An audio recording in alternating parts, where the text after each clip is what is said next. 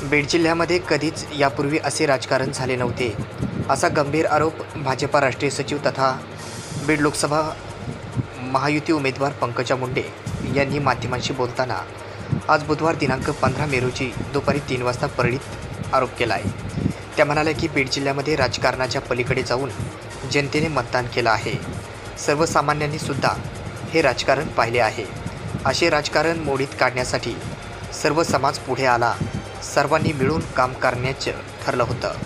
मात्र ते विस्कटण्याचं काम देखील या बीड जिल्ह्यामध्ये झालं आहे। काही लोकांचं पितळ भविष्यात उघडं पडणार असा देखील इशारा विरोधकांना पंकजा मुंडे यांनी परळी येथून दिला आहे।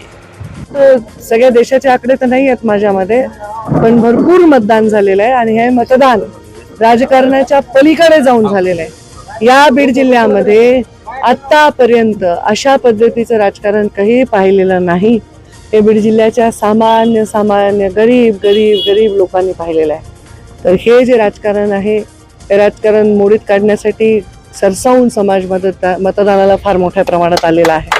त्याच्यामुळे बघू आता काय त्या पेटीत बंद झाले, पण मात्र या बीड जिल्ह्याच्या राजकारणाचं जे आमचं एक सौदार्य होतं किंवा सर्व मिळून जे काम करण्याचं होतं ते विस्कटवण्याचं कारस्थान मात्र या बीड जिल्ह्यात झाले। जे लोक आतापर्यंत भाषणं करत होते की आम्ही कोणत्या पक्षाचे नाही, आम्ही काही नाही, त्यांचं पितळ उघडं पडणार आहे आणि भविष्यामध्ये त्यांना ह्याची किंमत मोजावी लागेल, असा इशारा आणि आरोप देखील भाजपाच्या पंकजा मुंडे यांनी केला आहे।